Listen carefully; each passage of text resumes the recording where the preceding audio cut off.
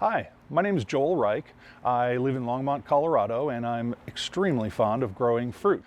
So I'm here today to talk to you a little bit about grafting, specifically of fruit trees, why we do it, why it's a ton of fun, and some of the great things you can do for yourself and others if you learn the relatively basic skills involved in grafting. So I'm going to tell you a little bit about why we graft. I'm going to show you some of the ways that we graft, and then I'm going to show you also some of the results of some grafting projects I've done here in my yard over the last decade.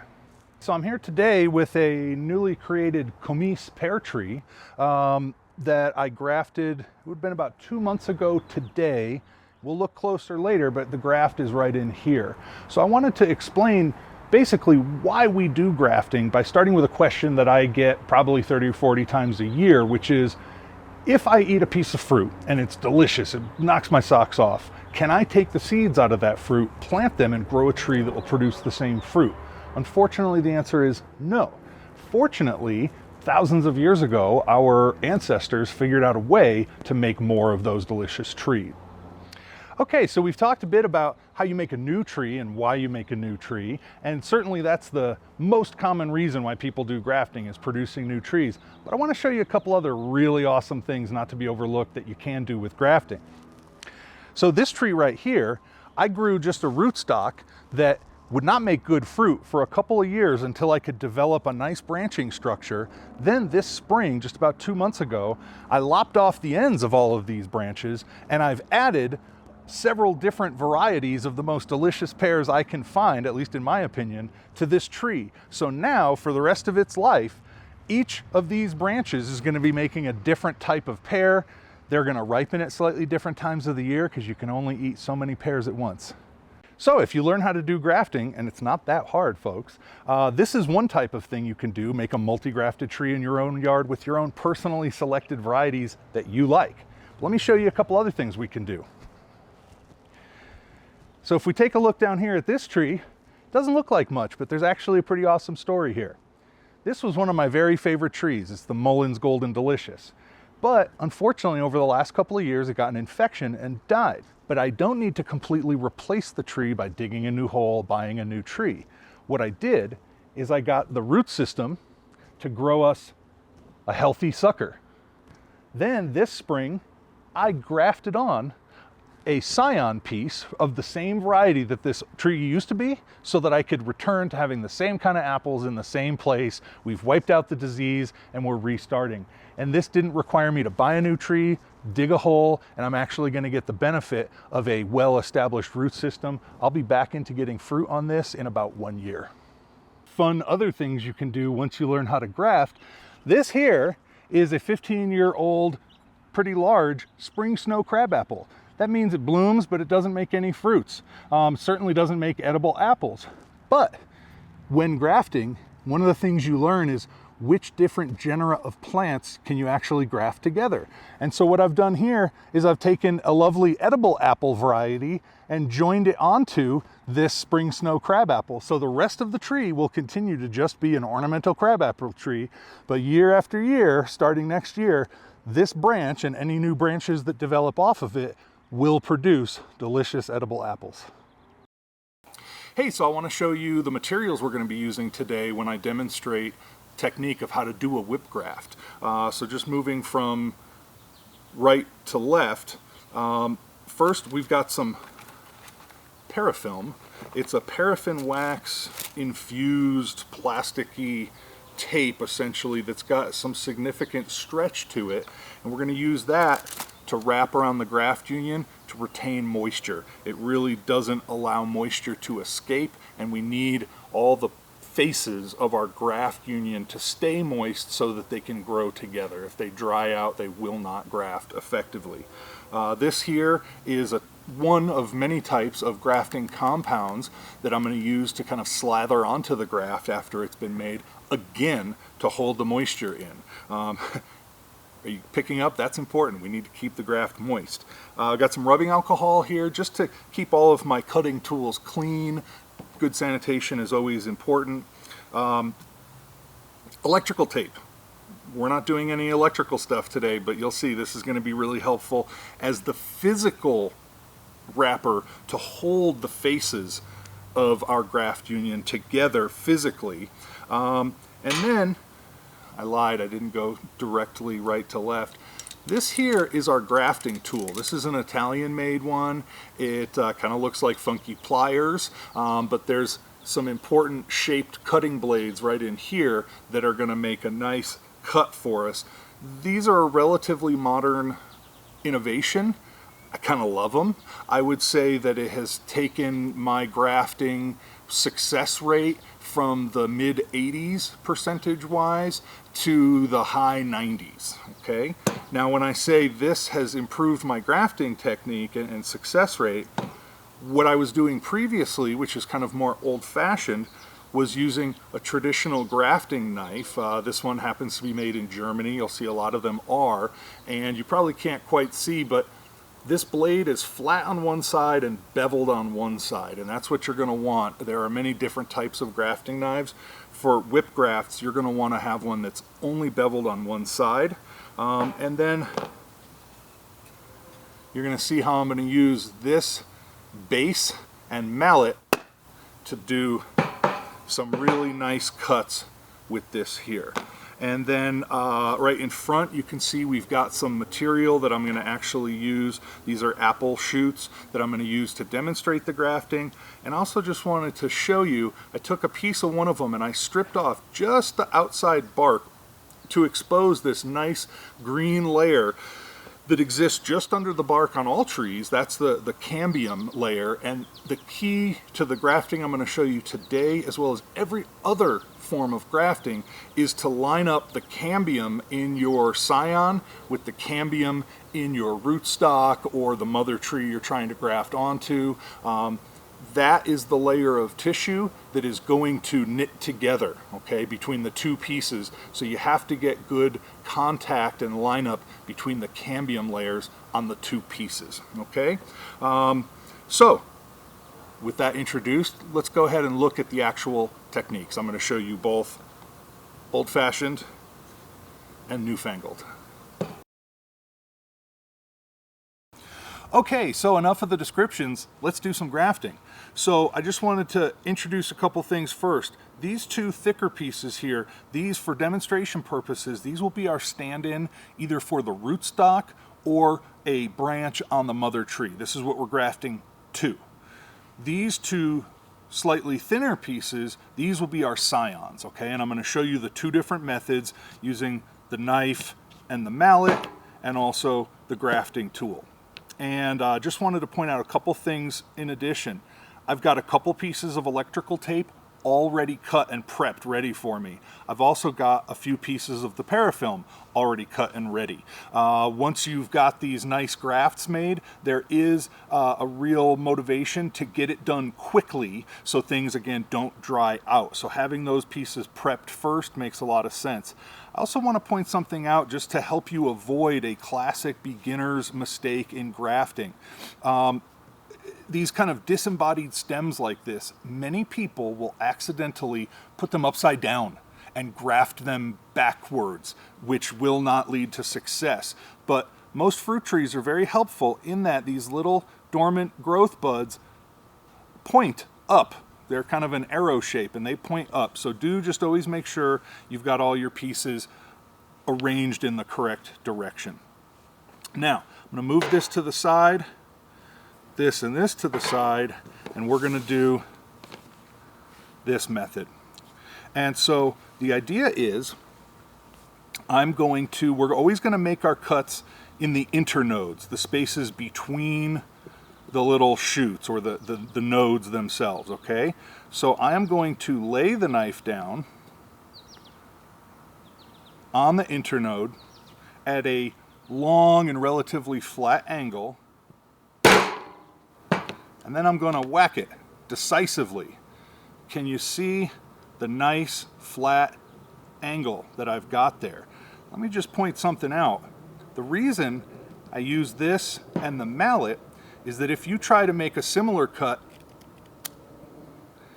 see how you often get this very long tail and then you end up having to kind of shave it down, and that angle is not nearly as flat and perfect as what I was able to make using this, okay? So I just want to point out for those of you who may be wondering, why is he using the mallet? That's why. Okay, so I've got my rootstock piece cut.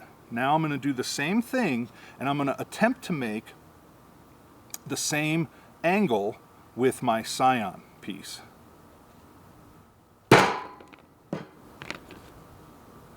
Okay, looks pretty good to me. You can see on both of them now those nice green rings. You've got a bit of a green ring right in the center. That's not what we're talking about. We're talking about the green ring right at the very outside edge here. Okay, so the goal in grafting is going to be to get those layers lined up. Now if you notice here, as is very common when we're grafting, these are not the exact same diameter, and so I cannot lay it on and get 360 degrees of contact. Not to fear. You just pick one side and line it up nice and flush with one side or the other. See here, I've got a side that's not lined up. That's okay. And so I've got it lined up. Now I'm going to take one of my pieces of pre-cut electrical tape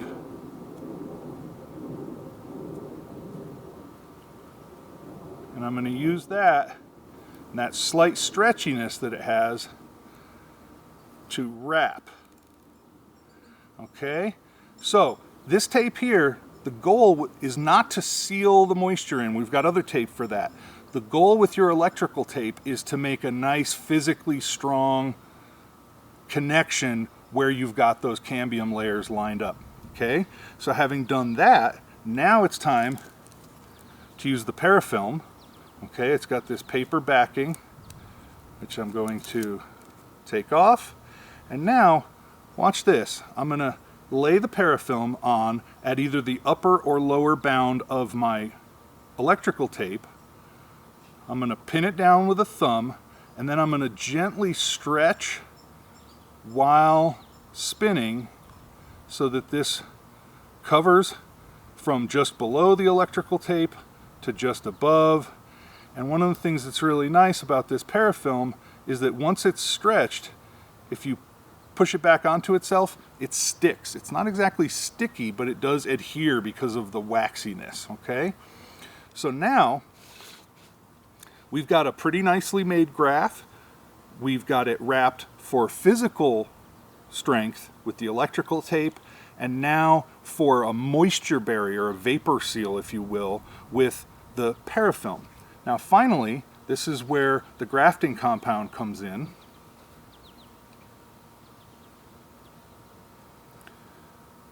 And what I'm going to do is I'm just going to, I think the technical word is slather. I'm going to slather from below the tape to above the tape, and notice mostly I'm going up towards the tip, but you also need to go back to make sure you get every little crack and cranny covered with this.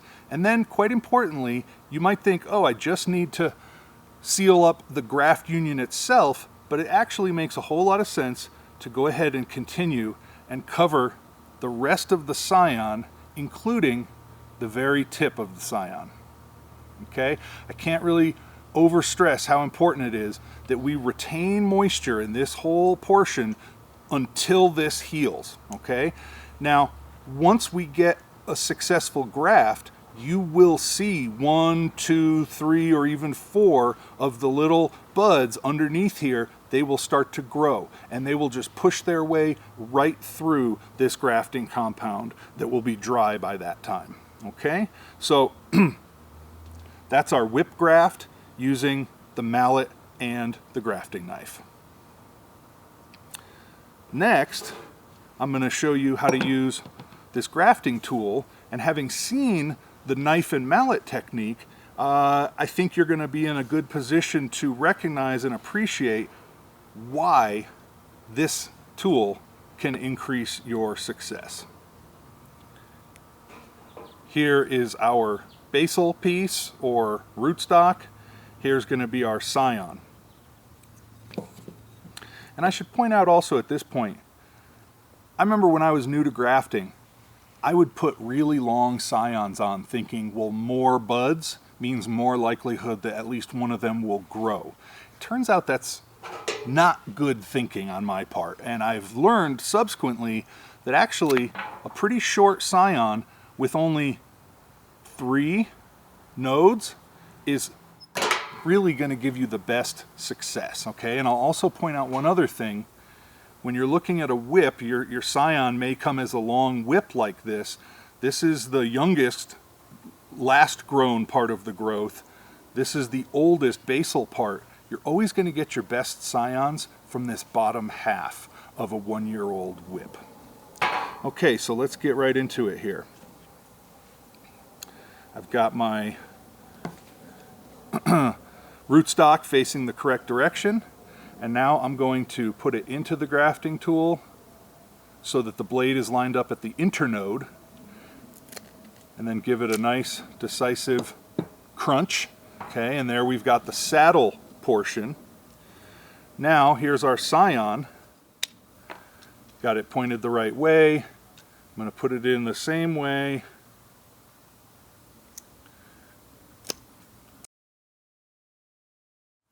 I've got the saddle. I need the corresponding point.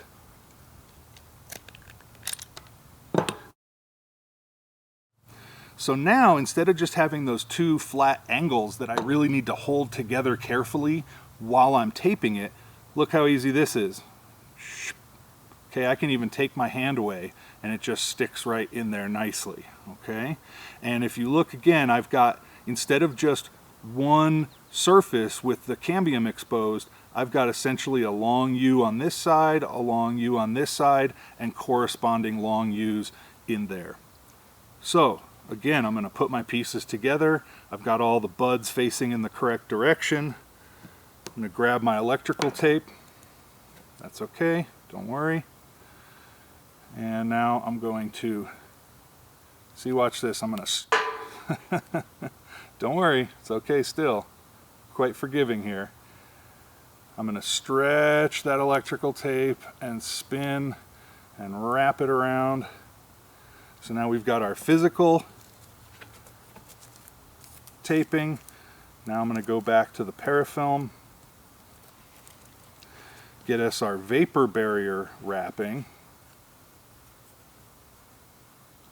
Again, I'm going to hold it with my thumb and just gently stretch as I do a spiral spin.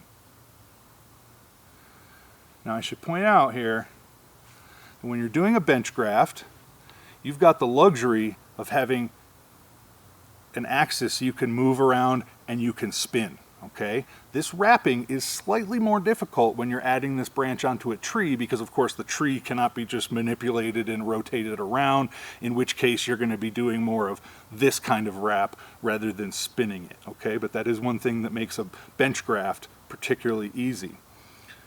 So we've got that nicely wrapped. Now I'm going to coat again upwards.